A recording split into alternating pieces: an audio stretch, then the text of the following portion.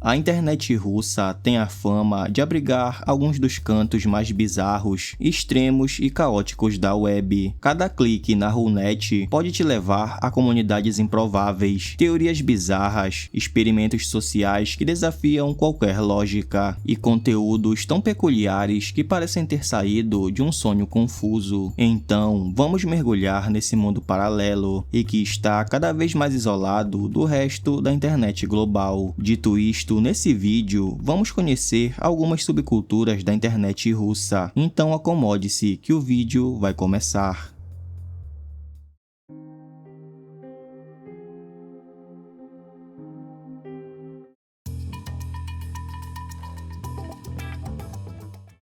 Na Rússia e em alguns países do leste europeu, como Ucrânia e Belarus, existe uma subcultura no mínimo peculiar e que com o tempo virou um meme na internet. Seu nome é Golpnik. Essa subcultura surgiu nas periferias urbanas durante os anos 90, no caos pós-soviético, quando o desemprego, a pobreza e a falta de perspectiva criaram uma identidade própria entre jovens de bairros mais pobres. Após a Revolução e a Guerra Civil, havia muitas pessoas sem teto na Rússia soviética. O governo tentou cuidar delas e, para isso, criou a Sociedade Golp, que significa Sociedade Estatal de Prestação de Cuidados, ou algo assim. Qualquer pessoa que pertencesse a ela era chamada de Golpnik. Com o passar do tempo, essa palavra mudou de significado e passou a designar um jovem criminoso de pequeno porte, semelhante aos de delinquentes de rua e gangsters de baixa estirpe nos Estados Unidos. Entre o final dos anos de 1980 e aproximadamente 2001, foram os momentos em que a subcultura Golpnik estava em sua maior ascensão. Os jovens que se identificavam com essa subcultura eram facilmente encontrados em áreas suburbanas dos grandes centros da Rússia. Os Golpniks tinham um jeito único, tanto de se vestir quanto de se comportar, e é isso que vamos conhecer agora.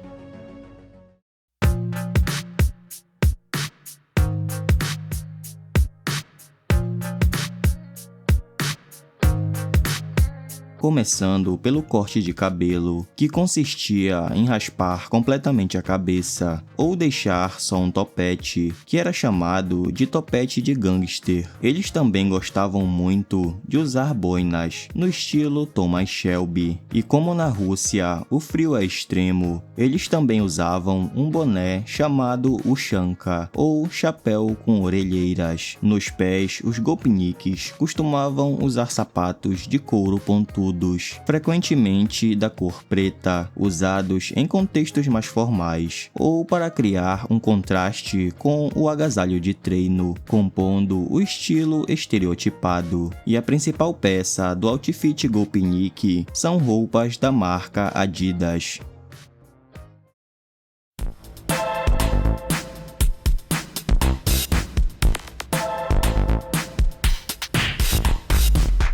A estética ligada ao estereótipo Golpnik é marcada por roupas funcionais e pelo desejo de usar peças de marca. O traje mais característico é o conjunto esportivo completo, visto quase como um uniforme. Entre essas marcas, a Adidas se tornou a mais simbólica. Ela ganhou destaque na União Soviética durante os Jogos Olímpicos de Moscou em 1980 e depois nos anos de 1990 após União Soviética e passou a representar status e rebeldia. Nessa época, era muito comum que estivesse associada ao comércio informal e ao mercado paralelo. O comportamento dos Golpniks também seguia um padrão bem marcante. Eles costumavam circular em duplas, quase sempre bebendo cerveja barata ou vodka e mastigando sementes de girassol. A música eletrônica que virou um símbolo do estereótipo, especialmente o Herdbaz surgiu como uma paródia da própria imagem dos golpiniks, nascendo em São Petersburgo antes de se espalhar pela internet. Os cigarros eram outro detalhe característico. Muitos golpiniks não compravam seus próprios maços, então era comum vê-los pedindo um cigarro durante qualquer conversa. E não dá para falar sobre essa subcultura sem mencionar o lendário agachamento eslavo.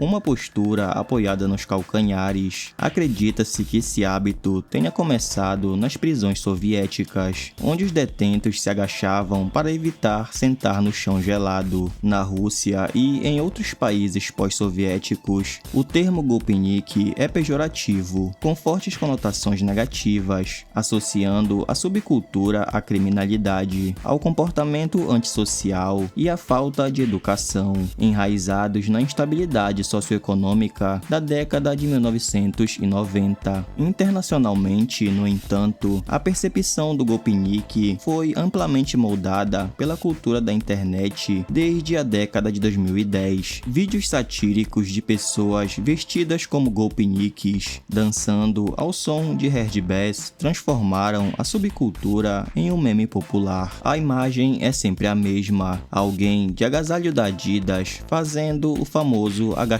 eslavo, dançando Herdbaz como se estivesse em outro universo. O que era uma subcultura marginalizada virou humor global. Danças frenéticas e poses absurdas fizeram o golpinik se tornar um ícone da cultura meme. Hoje, ele representa uma versão exagerada, surreal e divertida da vida pós-soviética, uma mistura de nostalgia, caos e piada interna da internet. E é assim que o golpinik deixou de ser apenas um estereótipo urbano e se tornou um dos memes mais reconhecíveis do mundo online.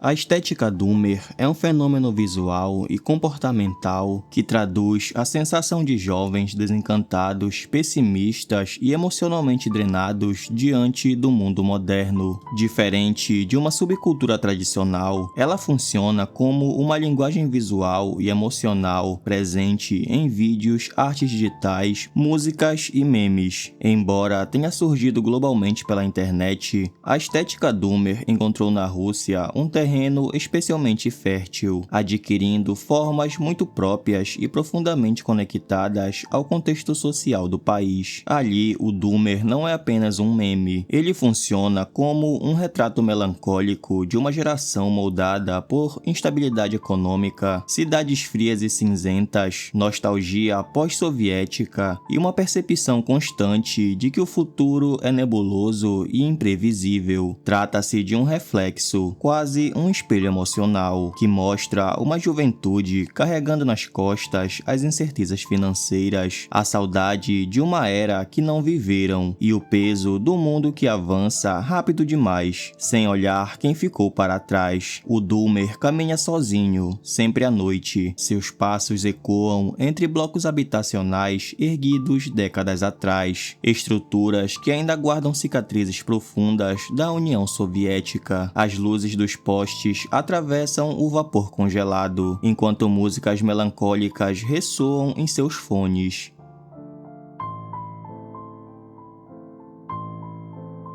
Melodias que falam de perdas, cansaço e sonhos que parecem cada vez mais distantes. As imagens características surgem quase sempre no inverno, sob céus nublados ou completamente à noite, acentuando a sensação de isolamento. A estética incorpora a arquitetura brutalista, com prédios de apartamentos soviéticos, grandes painéis de concreto, paisagens industriais abandonadas e superfícies cobertas cobertas por neve. Os tons predominantes são cinza, azul marinho e preto, reforçando a atmosfera fria, inóspita e emocionalmente pesada do inverno russo. O frio extremo, que em algumas regiões chega a -30 ou a -50 graus Celsius, se torna parte da narrativa, representando resistência humana, rotina repetitiva e uma solidão que parece entranhada no clima. Essa junção de frio, brutalismo e solidão forma uma identidade visual única, transformando a dureza do inverno russo em um tipo de conforto sombrio, uma nostalgia fria que ressoa entre jovens locais e entusiastas da estética na internet. Jogos como o Russian Doomer Simulator ampliam essa sensação ao traduzirem de forma estilizada os elementos centrais do doomerismo russo, nostalgia, pessimismo urbano e marcas da vida pós-soviética que se tornaram ícones culturais. No jogo, o jogador percorre ambientes melancólicos, ruas vazias, apartamentos pequenos e sufocantes, enquanto absorve toda a atmosfera pesada do cotidiano russo contemporâneo.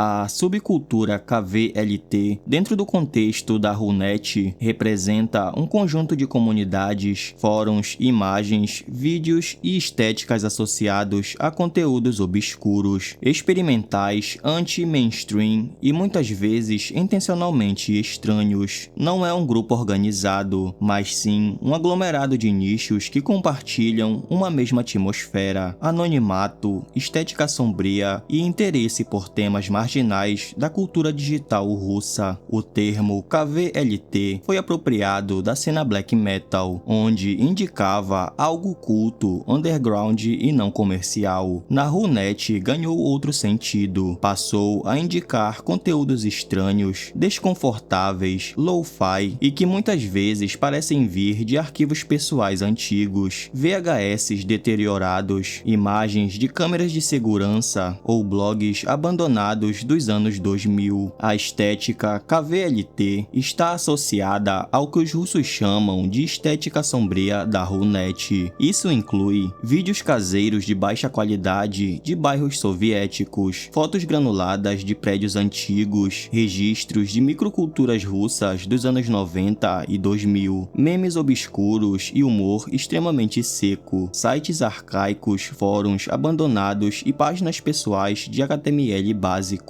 trilhas sonoras lo-fi, industrial ou ambiente minimalista. A subcultura se consolidou porque a internet russa preservou muito do material digital antigo, sem a curadoria ou polimento típico de redes ocidentais. Assim, conteúdos considerados feios, brutos ou desconfortáveis acabaram formando um estilo próprio, valorizado por usuários mais jovens como algo autêntico, cru e não influenciado por tendências ocidentais. O KVLT também envolve comunidades dedicadas a temas como fotografia urbana decadente, ruínas industriais, arquivos estranhos encontrados em mídias antigas, humor depressivo e existencial, música eletrônica experimental russa, relatos anônimos, textos curtos e poéticos sobre o cotidiano urbano. O KVLT é uma estética que mistura nostalgia pós-soviética com um tipo de minimalismo melancólico. Diferente do Doomer, que é mais emocional e focado no pessimismo, o KVLT é mais documental e observacional. Registra o que existe, sem tentar criar narrativa dramática. Na prática, essa subcultura influenciou páginas do VK e do Telegram dedicadas a arquivos digitais estranhos, jogos independentes com atmosfera russa decadente decadente, vídeos de compilação no YouTube com estética VHS russa, edições com imagens com filtros de baixa resolução e tons frios, e a linguagem de memes sombrios dentro da Runet. Em resumo, o KVLT é uma subcultura digital baseada em estética bruta, arquivos antigos, anonimato e elementos do cotidiano pós-soviéticos vistos através de um filtro lo-fi desencantado e intencionalmente estranho. É o retrato da parte menos polida da internet russa, transformada em identidade cultural por sua comunidade.